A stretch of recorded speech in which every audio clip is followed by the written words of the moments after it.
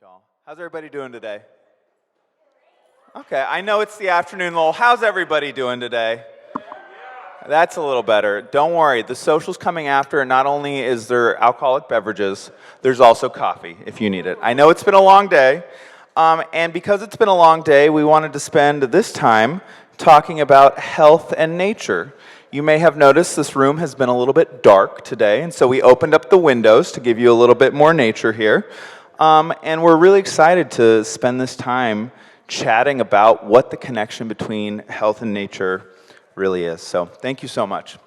Before I introduce my panelists here, I want to give you a brief. That's in lieu of the coffee right there.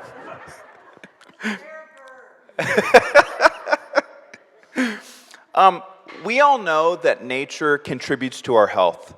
And I think we're all familiar with the ways in which the urban environment can degrade our health.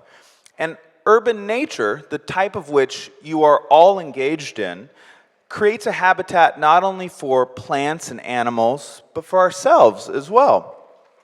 And so what does it look like to foster this type of habitat? And how exactly does a good habitat contribute to our health?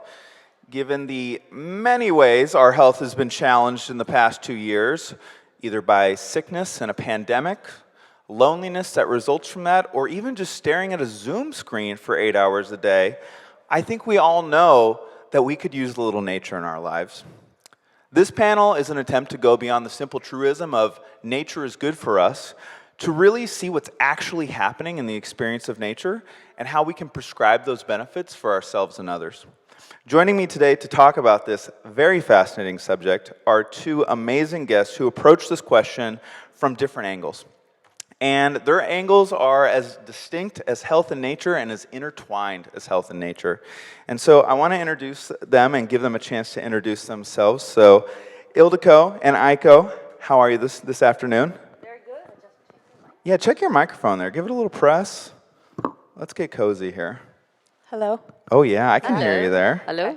All right. Ildiko, tell us a little bit about yourself and the organization you work with.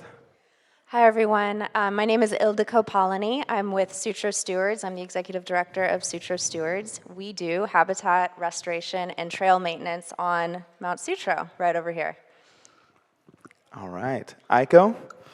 Hello, everyone. My name is Aiko Yoshino. I'm an associate professor at San Francisco State University. Born and raised in Japan, coming here. Thanks, y'all. So we have here a practitioner and a researcher, someone who is doing health and nature and someone who is helping us understand it. So I want to start with you, Aiko, and really helping us understand it and get beyond this nature is good, to know how is nature part of a preventative approach to health? And in general, what are the benefits of nature? Wow, that's big one. Yeah, let's have an overnight to camp out tomorrow, you know. I mean, it's, we all know that our healthcare system is based off a more reactive approach, right? When you feel headache, okay, I can push it off, you know, next day, next month, years. And then suddenly when you go to a doctor, a lot of time we get to prescribe medications. All right, take this one, you can sleep better.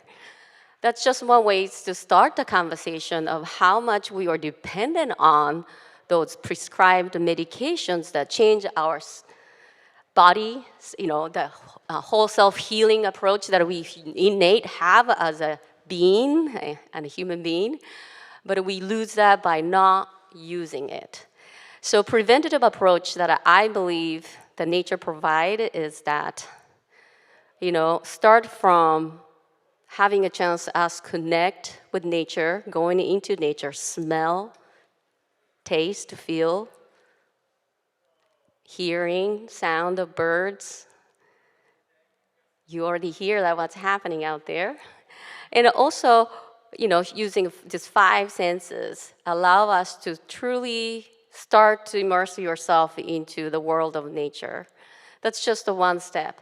And the research shows again and again and again that opportunities to connect with nature, even just gazing, having a picture in your office or house, or having a nice view from wherever you're at allow us to feel rejuvenated.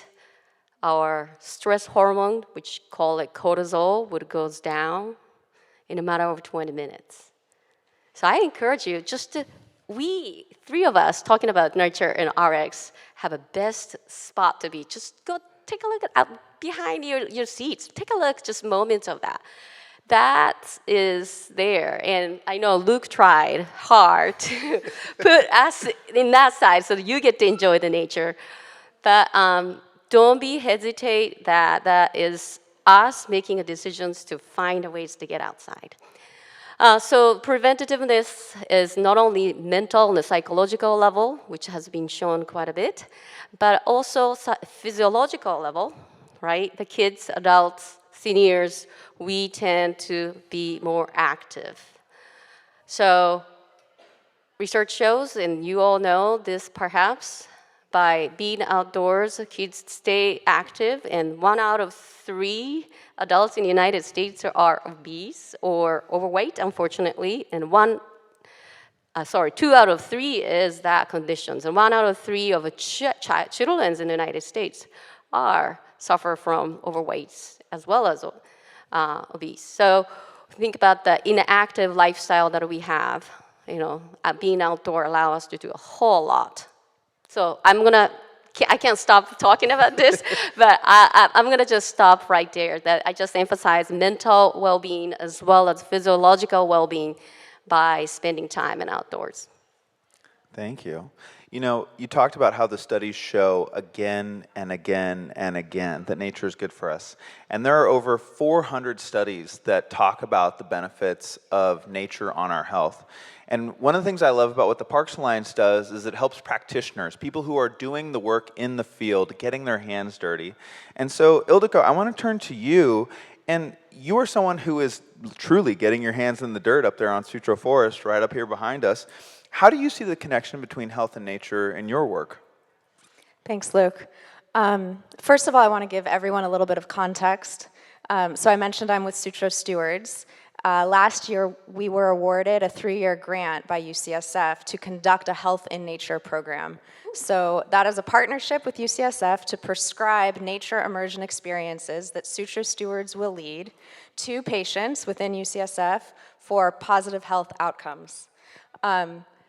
So that's taking this research that is showing that nature helps us heal and helps us stay healthy, and it is actually living it and putting it into practice on this resource that UCSF owns, that we happen to be blessed to steward, and making it more available to more people.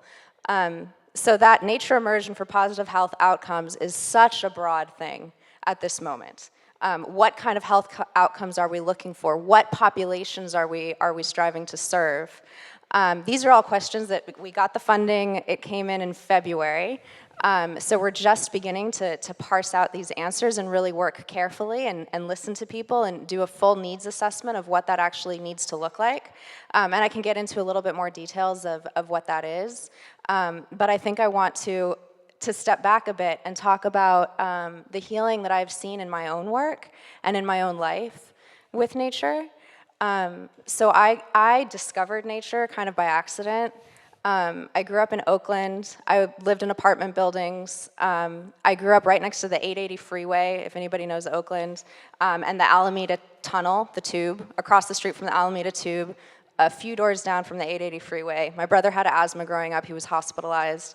I was like, oh, he's getting so much attention. What a little, But now I know, after being in this field, that's an environmental injustice, that some people end up living in these brown areas with little access to nature, and particulate matter just choking their lungs, and develop severe chronic respiratory illnesses. And then so much of the research says that this can be reversed with regular access to clean air that comes from forested areas, even within cities. So, the fact that San Francisco has an open space or park in 10-minute walking distance from almost every single neighborhood is huge, but the quality of those spaces is unequal, as we know. going back to my story of how I discovered nature, it was really after a long period of my 20s, like working myself into the ground. I had a lot to prove, right? And so I was going to school, I was being a dancer, a professional dancer performing in different venues across San Francisco. I was an activist on campus. I was really passionate, I still am very passionate about climate change. And I really approached it from a resource lens, like how do we need to change how we use resources in order to not burn up ourselves? And I burnt out in that process of working myself into the ground. So I took a big fat break. I had no other choice. It was like either that or, I don't know, die of loneliness and exhaustion. And I started gardening in my backyard. And I had this little teeny tiny Mission District backyard. And I was just flabbergasted by the amount of birds and butterflies and slugs and snails and insects. I had no idea what these different animals were, but I was like, wow, this is here in a city without us trying to help it and doing everything to like have them not be here, like paving and polluting and blah, blah, blah. What can we do how do we help nature and what would be here if we did help them? And that's what got me on this trajectory of habitat restoration. And so it was completely unconscious that I was in this moment of crisis and I just somehow like found nature, and I've been addicted ever since. And I would say that like Rob Blakewell, if he's here, he does Friends of Golden Gate Park Oak Woodlands. I live within 30 feet of that place, or maybe 300. But I go there every day, multiple times a day, and I know some people reach for the Zoloft when they need it, the anti-anxiety medication. No judgment. We live in a harsh world, but also studies show that you spend, as Dr. Aiko was saying, you spend 20 minutes in nature, and those cortisol levels go down. Your T cells, your killer T cells, and she can speak to this better than me, go up. These are the cancer-fighting cells. Your white blood cell count goes up. There's even evidence that shows that our ability to solve problems with each other and resolve conflict increases when we're in nature. And like I've seen that too. Like I'm fighting with my colleagues, or like secretly in my head fighting with them. But we go on a walk, and like after about 30, maybe it'll take up to 45 minutes, depending on the nature of the, distress. And all of a sudden, things are like more relaxed, and like I see them more as a human, and just I all of a sudden I'm like, oh, it's because they care so much. Okay. So yeah, I could also go on, and I'll just pause there. I love how fruitful this conversation is already, and Aiko, Ildiko and I started talking about this panel, and we started seeing all these ways in which nature was being beneficial, as you've touched on, but how and why still feels a little bit murky.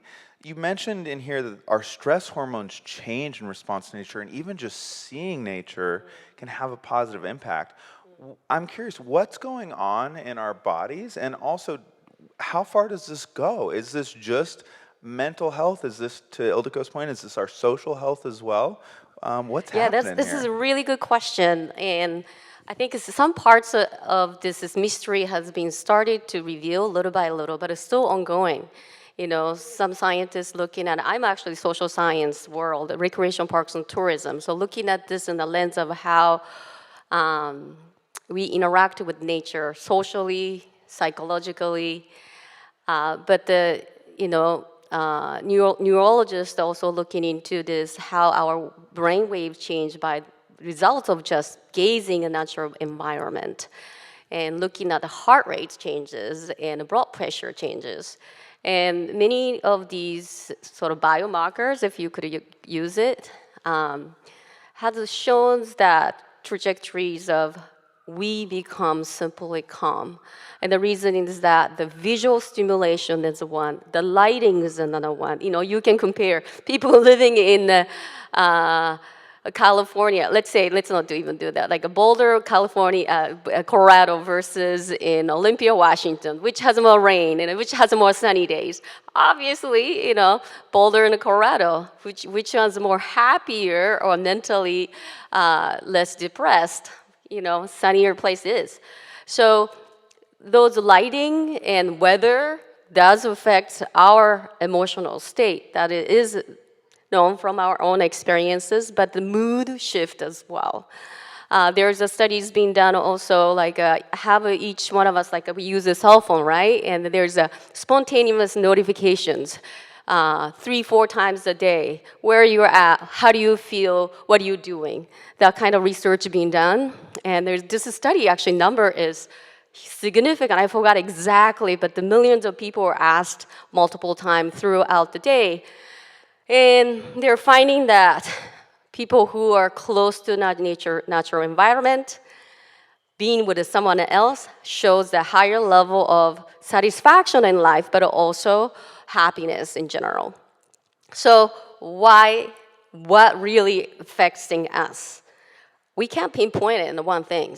But the good news is that in the field of research, the nature and health has been spotlighted. I would say last 3-4 years, particularly after and as a result of pandemic, we realizing how important it is that we need to dissect this.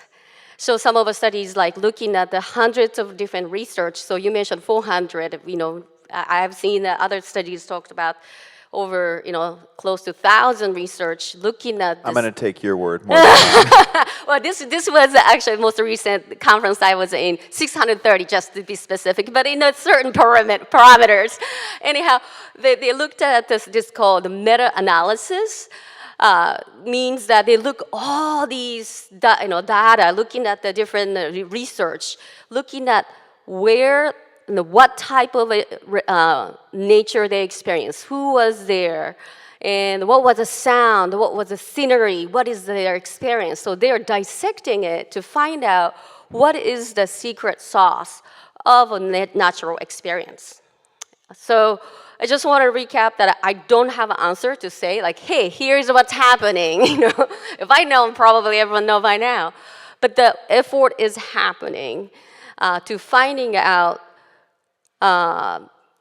I think what we are moving toward is that, is the soundscape, it's better to be loud crashing sound of ocean, beach, or is it better to be in the bay view? It's very quiet, but the winds goes on top of the, on the bay.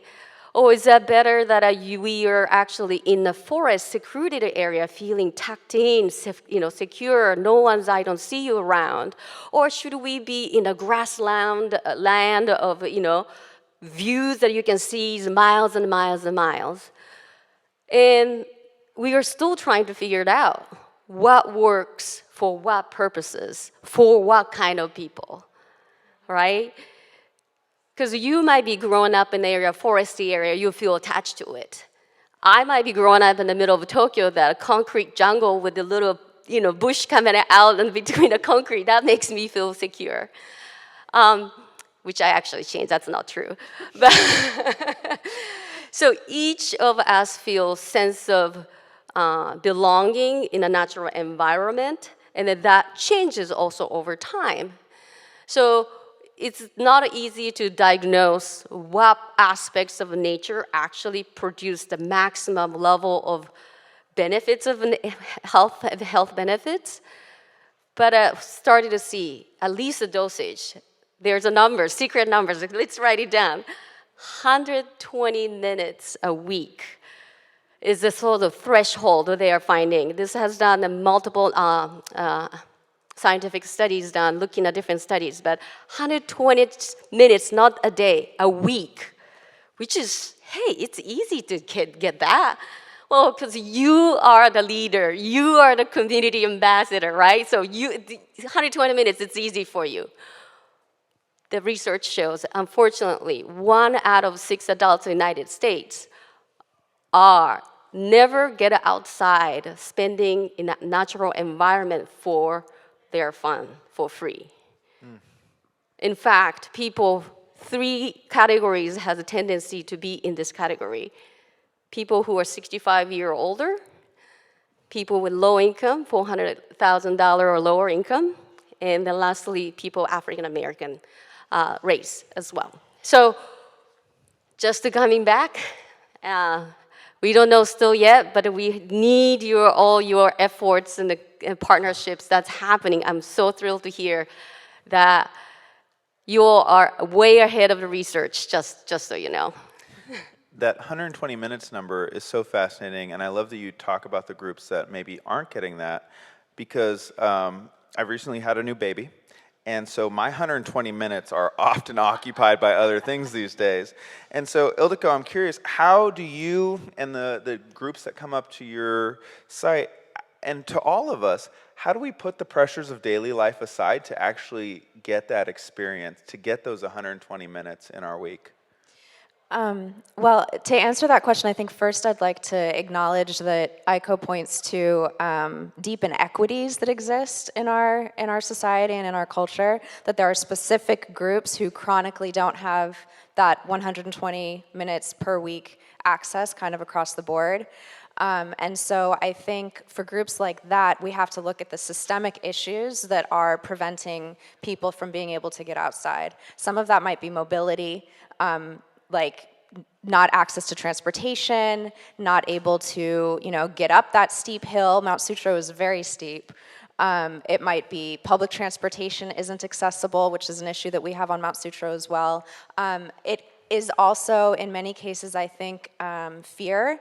I think that outdoor spaces have been seen as white spaces, spaces for white people.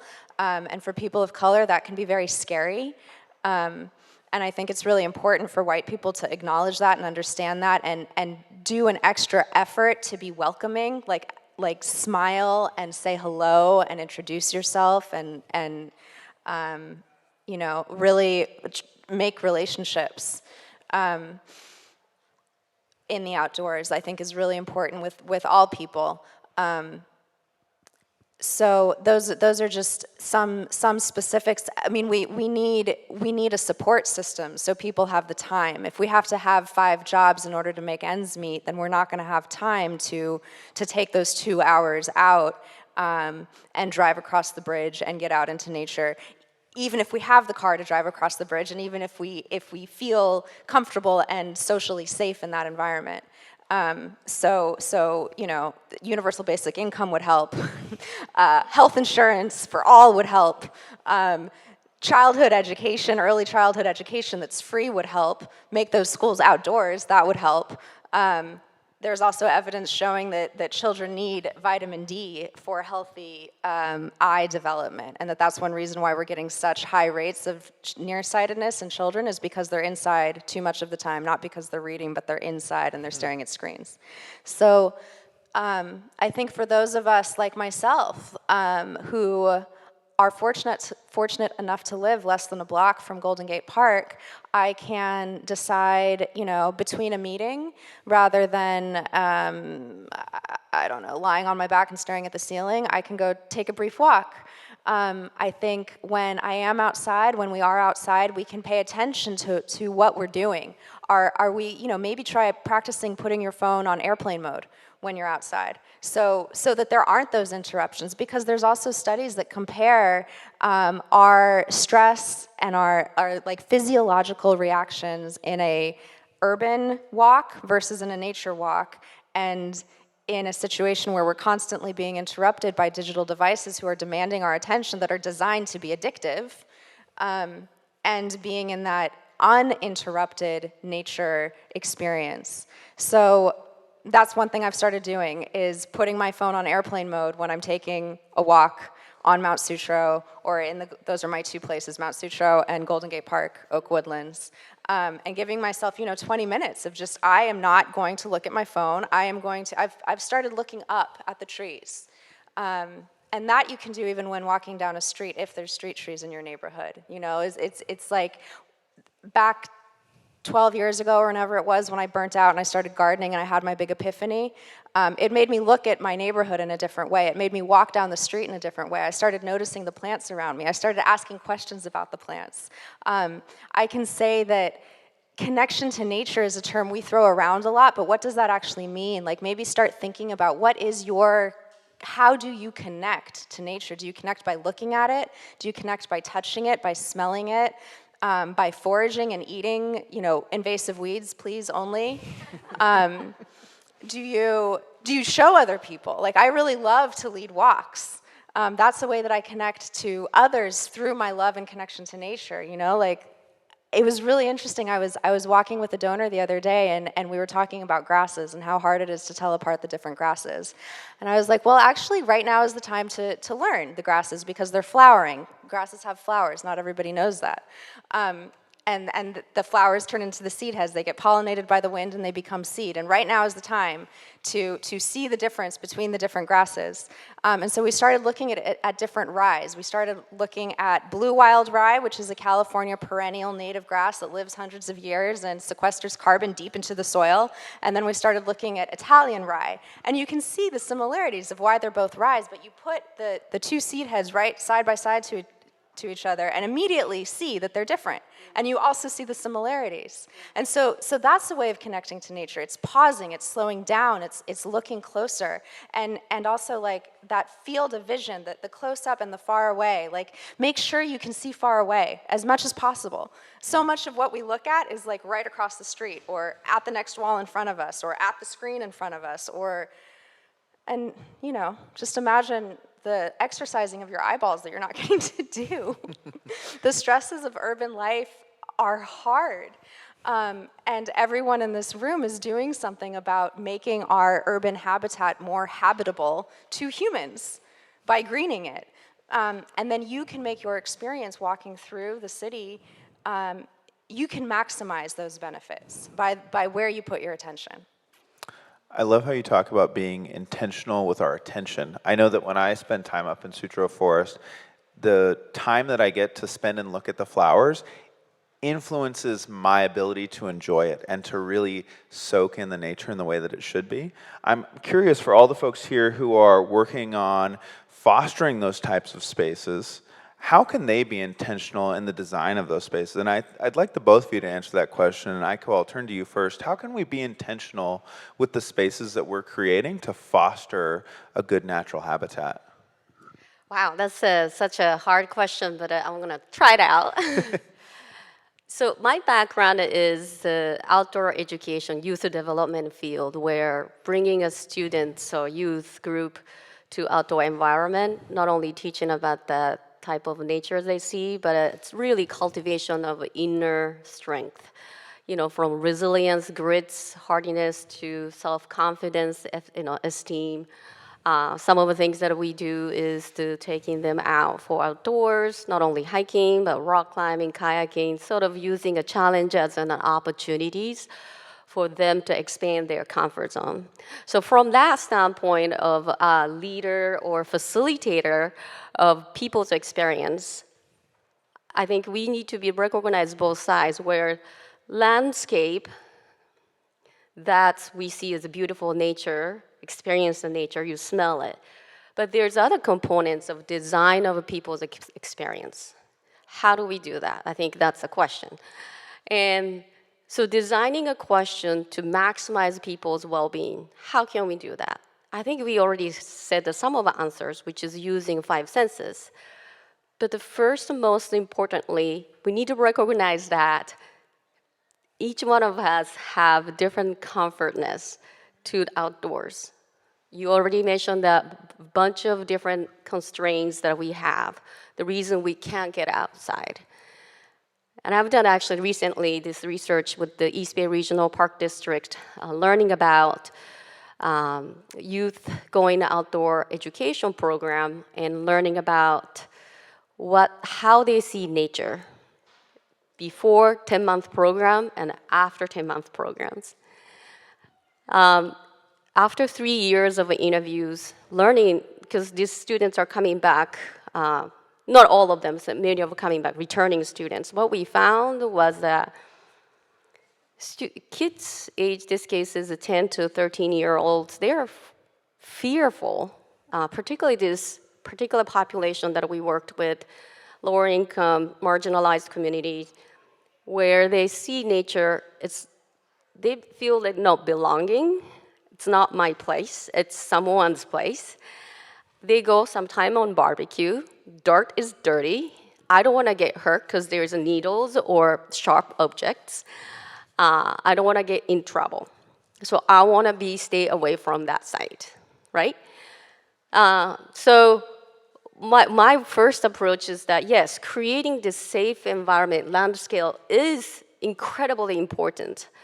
But coming back to the keynote speaker today that talked about designing the place for the community that people live, for them, not for us, right? So inviting them to be part of the community, meaning to understanding really how they see nature, what are the environment they're looking for, what type of environment makes them feel connected.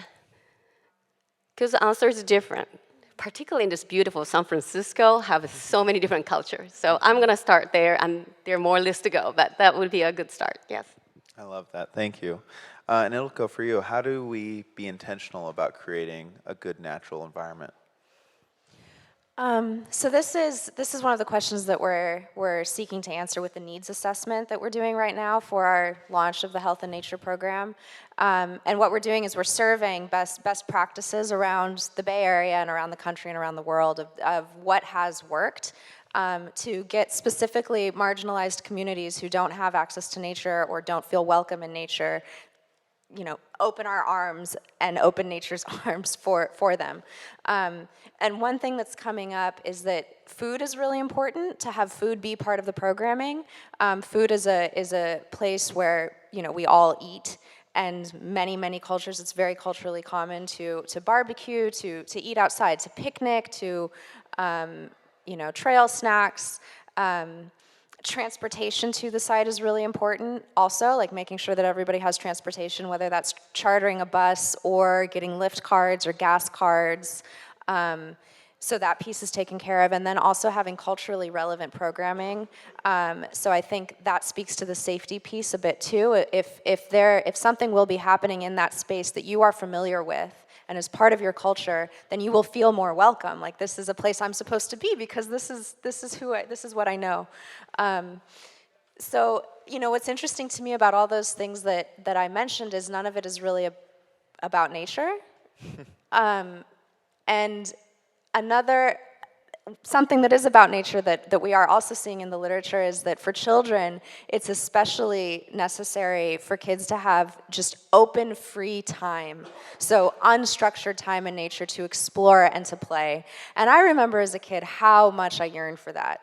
My mom used to tell me stories about growing up in Terre Haute, Indiana, and how she would just run outside until the streetlights came on every single day after school, and they would go to the vacant spaces, and they would, so I had this sense that I was missing out on something because I was basically inside most of the time, if I was outside, I was accompanied by an adult. So I didn't have this sense of freedom growing up in the 80s and 90s in Oakland, and that is something that it's looking like the research is showing is crucial to children's development, psychologically, emotionally, mentally, physically.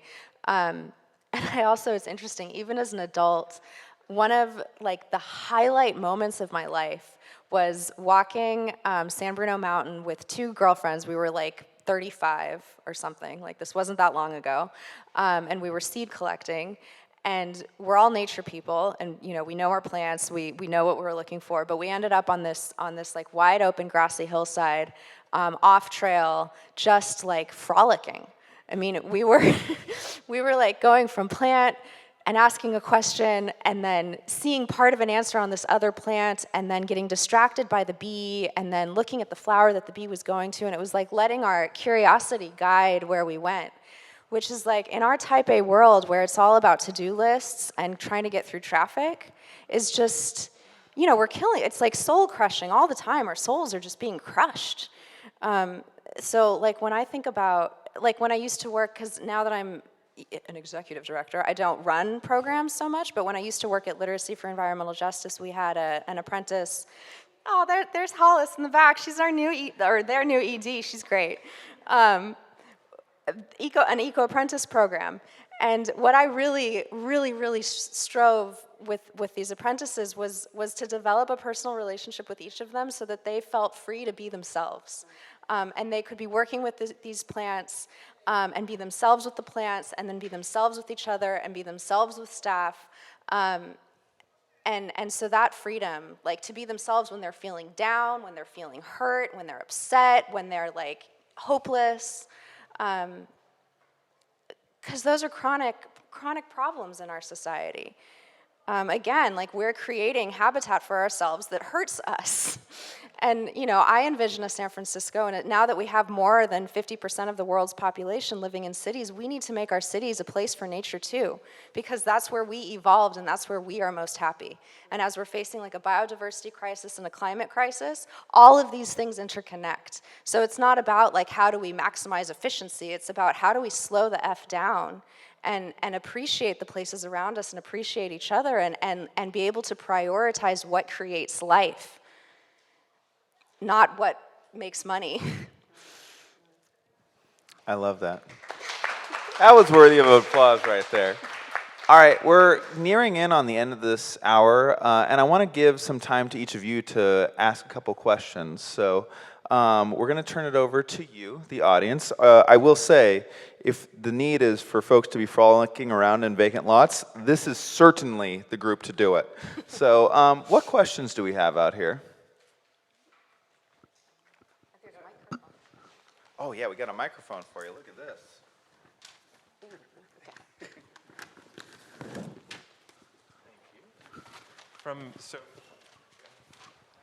Press that button on the bottom, yeah. Just talk, oh, there we go, thanks. So from when you're doing work with stewards on the mountain, do you find time to build in some of that curiosity, seeking, and frolicking as part of that? Can you mix the two? I've wanted to do that I work a lot with volunteers on trails, and how have you done that programmatically? That's such a great question. So one thing that I want to do when I think about the goals of the Health and Nature program, Sutro Stewards has been operating volunteer programs on Mount Sutro for 15 years or more. And what we do with volunteers is healing. Like, we are already doing health and nature. Like, there's nothing more healing than working 3 hours on a Saturday. Well, I don't think. 3 hours on a Saturday moving heavy logs with your teammates. Like, those logs would not get moved if you didn't have 6 people on those logs. And there's something that is hugely rewarding about seeing that happen as you're looking at a vista of this gorgeous place that we are so blessed to live in. But what I would love to do with health and nature is be able to articulate that and have that be a conscious goal of every single event that we host and every time we're interacting with the public on the mountain, is that they know they are participating in something special that is a human right, that they can take further out. And I think, so that's one idea. The other idea is that when I lead walks, I will take people off trail a lot of the time. And I do it because I don't want people to be afraid of nature. And afraid of being told no all the time. Like, that's another thing. We live in such a, like, you can't do this and you can't do that, and if you do this, like punitive society. And I encourage people to touch the plants and get close to the plants. And I talk about which ones are edible. And I don't overtly encourage people to take natural resources. But I do also have this deep belief that the problem isn't that we harvest a plant or that we collect its seed. The problem is that we don't know how to do it right. We don't know when to do it. We don't know how to do it. There's evidence that, it's not even evidence, it's a fact that the way that native peoples steward the land and take care of the land increases biodiversity. And they take care of the land and steward the land for their own cultural purposes, so for their food and for their baskets and for the things that they need to live. So it's not a selfless act, it is a self with nature act. So if we can learn from that, if we can humble ourselves as me, descendant of former colonizers, to learn from the people who created California, really, that this landscape evolved with, and we can start interacting with this landscape, taking cues from them, there is a freedom to that, there's a connection to that, the connection is involvement. We need to involve ourselves, not just look is great, but we need to act, we need to participate, we need to care for. Thank you. I love that focus on involvement. I'd like to ask a question, if I might. I'd like to ask you two, particularly, how do you feel the conversation can be extended to another marginalized group or groups of people? Those that cannot see, those that cannot hear, and those that cannot walk well, including the little ones, and the adults and seniors, and have that conversation a little bit more highly prioritized. Because today, as far as I can tell, those are special events, and I know a number of people that don't feel welcome in parks, and they cannot appreciate nature, certainly the way that you're describing it should be. Yeah, thank you. Thank you for the great questions. And that's a reality, right? That group of people certainly have a challenge to walk, particularly uneven spaces, nor be able to move their body in the ways to reach out to the plants that they may be able to see. I think there are, some of the things that I remember at Laguna Honda, for instance, that they have such a great programs that bringing nature to their rehabilitation centers in their rooms, the care rooms, for instance. It is certainly limited in terms of what we could do. Like, please take a look, the plants in front of you. You know that that's a plant. And you have a chance to touch it, smell it, right? And feel the texture of it. Please, just go ahead and feel that right now in the moment when you can. Yeah, thank you for touching it for me. Yes. What is it? Smooth? Is it rough? Is it pokey? Does it have smell on it attached to your hands? I mean, that's the beginning, in my opinion, where we tend to feel that in order to have a maximum exposure or benefits of nature is to get outside, take them to the wild land, right? The solitude. But actually, what we can most maximize our potential of a well-being is, right in front of us potentially. It's that shift of a mindset and bringing that opportunities to the group that they're looking for similar experience and sharing that. I think it's a powerful. There's a thing called forest bathing also facilitator or guides. It's a certification in this country. The states actually even have forest bathing guides. There's a website, it's still growing, but those guys are trained to have a maximum experience in relationship to nature. This is not the restoration aspects of it, but perhaps inviting those guys to even indoor setting to experience that could be potentially powerful. I guess some things to speak to what you're saying. One group that we've reached out to be participants in our Health and Nature program is the Rosa Parks Senior Living Center. So we'll be meeting with their leader next week to talk about what it would take to bring some of those senior citizens up to the mountain. I also know of creating garden beds that are higher so that you don't have to bend down, so that you can tend the garden up high. Mount Sutro in particular is difficult because there's not public access or public transportation access to the top of the mountain, but we do have roads that go almost to the top of the mountain. So given the right permissions and coordination, we can get people, and then the summit of the mountain does have wide, flat, so people in wheelchairs could conceivably get to the mountain. Right now, that wouldn't be possible for regular public, but I think through our Health and Nature program, we can do that, and that's something that we are talking about doing. Yeah, the reason I raise that too is because I think Parks Alliance can do a lot working with Rec and Park, because the parks themselves don't have programs that think about that. Because, for example, when I was in Australia, they have sensory gardens and Braille. I mean, just basic things that just don't seem to be in the conversation. So I just would like to throw that out there. Yeah, thank you. I mean, it's clear from this conversation that there's so much that we can be doing. Aiko, I love that you encourage folks to touch the plants on the table because, and I can't recommend the wildflower tours on Mount Sutro enough, that's something that I remember you encouraging us to do as well, is touch it. And Aiko, this goes back to your point earlier of use your senses for this. And we're at the tail end of our hour here, so I want to have one last question here in our last 2 minutes that we have. First off, Ildiko Polony, Executive Director of the Sutro Stewards. Let's give her a round of applause. and Aiko Yoshino, who is a professor at San Francisco State University. Let's give her a round of applause as well. Thank you both so much. And again, I know it's been a long day. A lot of you are looking down at your phones right now. You're waiting for that coffee or that beer.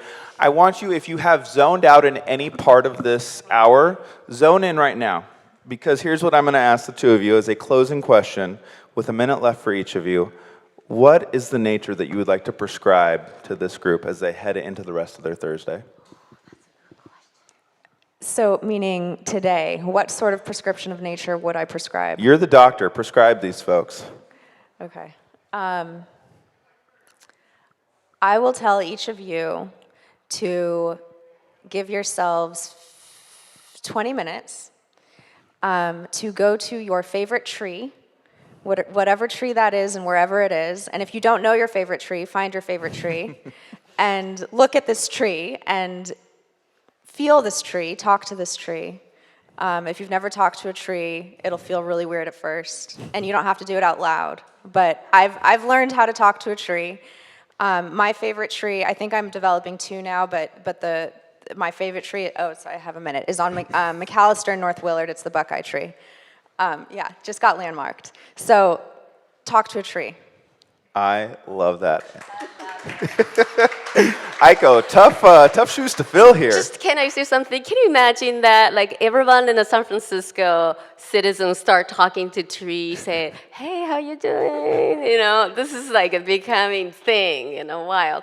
My thing would be today on the way back, 30 seconds, stop, whatever you're doing outside, and gaze one natural thing for 30 seconds. Smell it, feel it, thinking about what you see. You're finding something beautiful there. If you don't know what to find it, just look up. Sky is one of a nature too, so enjoy. Thank you all. Let's give our panelists one last round of applause. May you all go out and experience the health of nature in the rest of your day. Thank you so much. The keynote will be next.